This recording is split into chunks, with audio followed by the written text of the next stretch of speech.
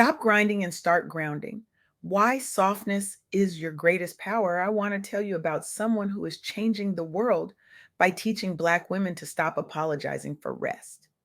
TK Madison is a visionary leader who doesn't just talk about transformation, they embody it. They create sacred space for high achieving Black women to step out of survival mode and into something far more revolutionary: softness, rest, and unapologetic joy. Through their work, TK is dismantling the myth that success requires constant grinding, and they're proving that softness is not a weakness. It's the ultimate competitive advantage. Today, I want to share what TK Madison revealed to me because it challenges everything we've been taught about strength, success, and what it really takes to thrive. Let me start with something that might sound radical. We've been told that to succeed, especially as Black women, we need to be harder, tougher, more resilient. We need to grind longer, push harder, and never let anyone see us sweat. We wear our strength like armor. We wear our hustle like a badge of honor. We've been conditioned to believe that softness is a luxury we cannot afford, that rest is something we have to earn, that boundaries make us difficult, and that our value is measured by how much we can endure without breaking. But here's what TK Madison shared with me that stopped me in my tracks.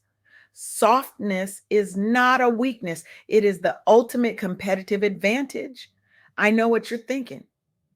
Softness in boardrooms, in tech spaces, in entrepreneurship. Yes, exactly there. Because while the world has been conditioning Black women to harden up, to shrink, to seek permission, to apologize for taking up space, something revolutionary happens when we choose softness instead. We reclaim our power, we innovate, we lead, and we transform entire cultures in the process. Let me paint you a picture. Imagine you're a Black woman electrical engineer who has spent years navigating male dominated tech spaces that treat Black communities as data points, not decision makers. You've climbed the ladder, you've earned your seat at the table, and then one day your daughter comes home from a tech camp feeling isolated, one of the only Black girls in the room. She feels invisible. She feels like she doesn't belong. That moment could harden you. It could make you bitter. It could make you tell your daughter to toughen up, to push through, to prove them wrong. But what if instead you chose softness? That's exactly what Kimberly Bryant did.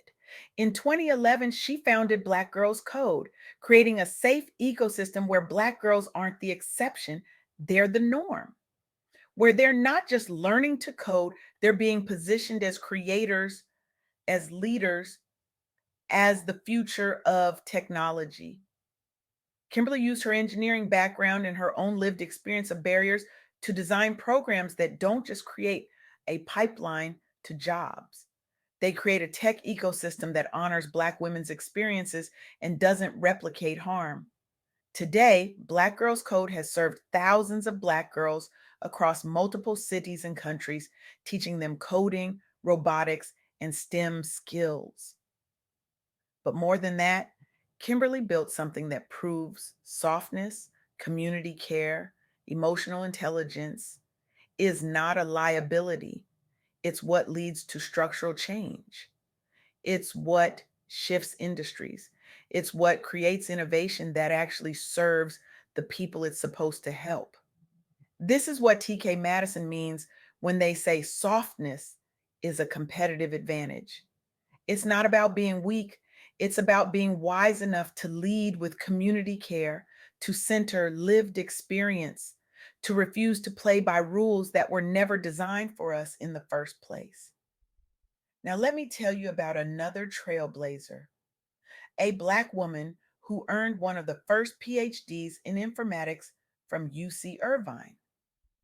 She went on to co found an AI startup designing culturally responsive health technologies.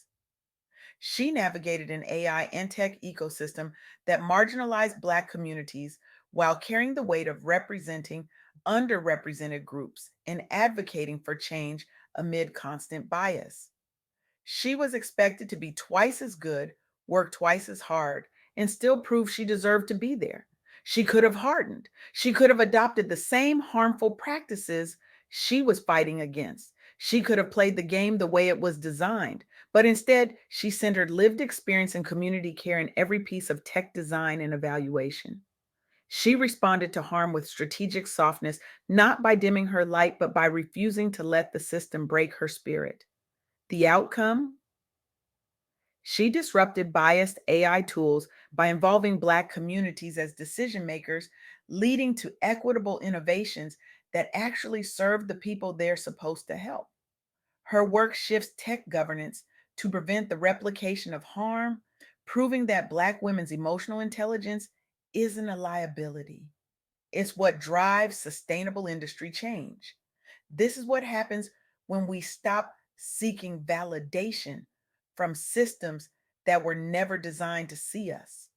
This is what happens when we redirect our energy from survival to innovation, from grinding to grounding, from proving ourselves to building something that actually matters.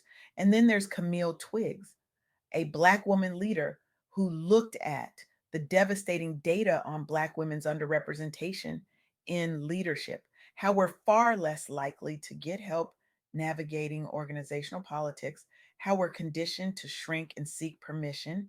And she said enough. She developed a framework for workplace mastery that helps Black women cultivate executive presence without dimming their light. She emphasized authentic self presentation, the boundary setting without guilt, and building key relationships on her own terms.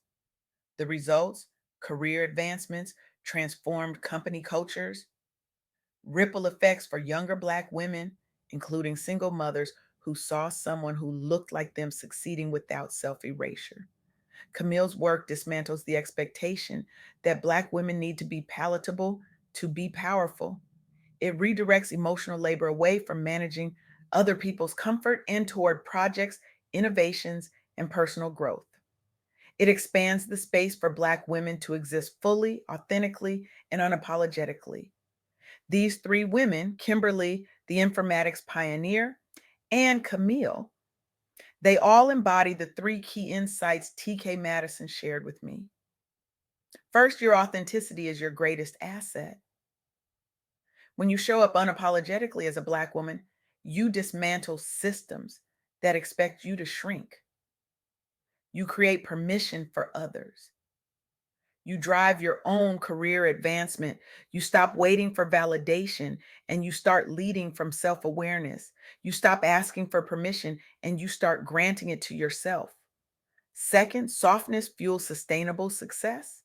Embracing rest, setting boundaries, and honoring your emotional intelligence redirects your energy from survival mode to innovation, community impact, and joy. It's not about doing less, it's about doing what matters in a way that doesn't destroy you in the process.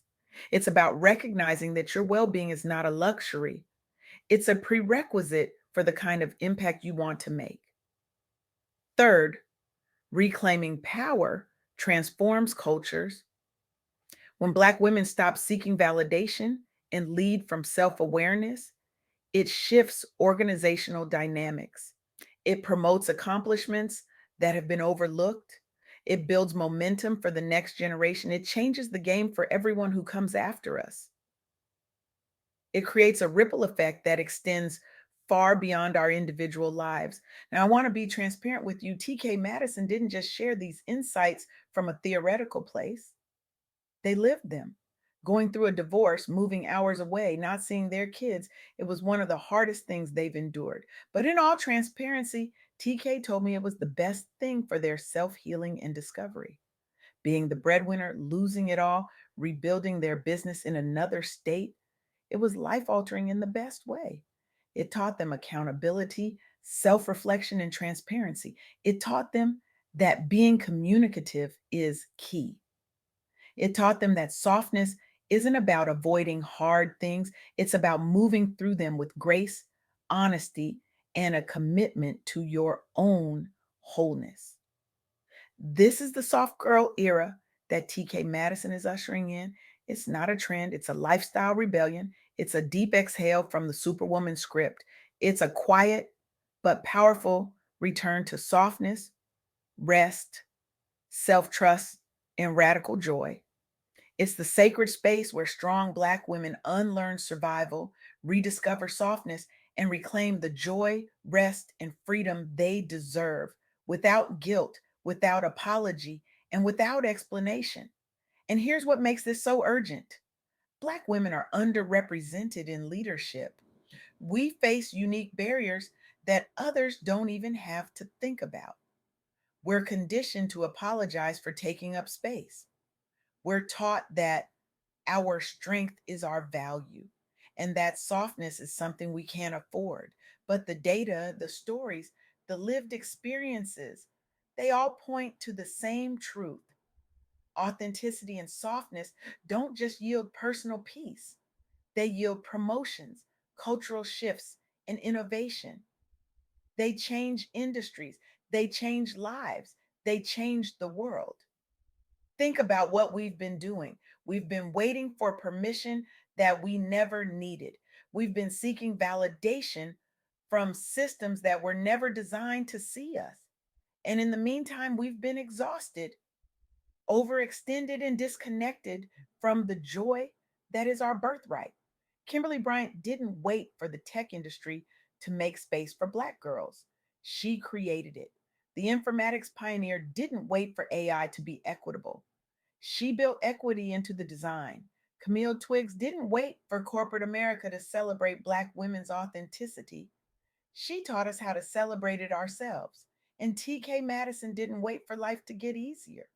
They chose healing, transparency, and softness in the middle of the hardest season of their life. This is what reclaiming power looks like. It's not loud, it's not performative, it's quiet, intentional, and deeply rooted in self awareness. It's setting a boundary without guilt, it's resting without explanation, it's showing up authentically and letting that authenticity be contagious. It's redirecting your energy from survival to innovation, from proving to creating, from grinding to grounding. And here's the beautiful part: when you do this, when you step into your soft girl era, you don't just change your own life, you change the culture around you. You create ripple effects for the next generation. You build momentum for other Black women who are watching, waiting, wondering if it's possible.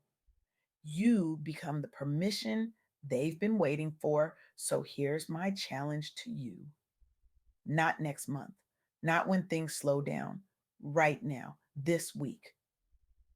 What if the permission you've been waiting for was always yours? What if you didn't need anyone to validate your rest, your boundaries, your softness? What if the most powerful thing you could do right now is stop grinding and start grounding? What if your authenticity, your emotional intelligence, your refusal to shrink, what if that's exactly what the world needs? I want you to ask yourself, what one boundary will you set this week to step fully into your soft girl era, reclaiming your power without apology? Will you say no to that extra project that drains you? Will you protect your mornings for rest instead of emails? Will you stop apologizing for needing what you need? Will you show up as your full, authentic self in that meeting, that conversation, that relationship? Because here's the truth TK Madison taught me: the world doesn't need you to be harder, it needs you to be whole. And wholeness starts with softness. Softness is not a weakness, it's a strategy, it's a revolution, it's the ultimate competitive advantage.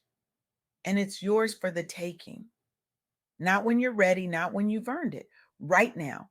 Stop grinding, start grounding, step into your softness, reclaim your power, transform your culture, and watch what happens when you finally give yourself permission to be whole.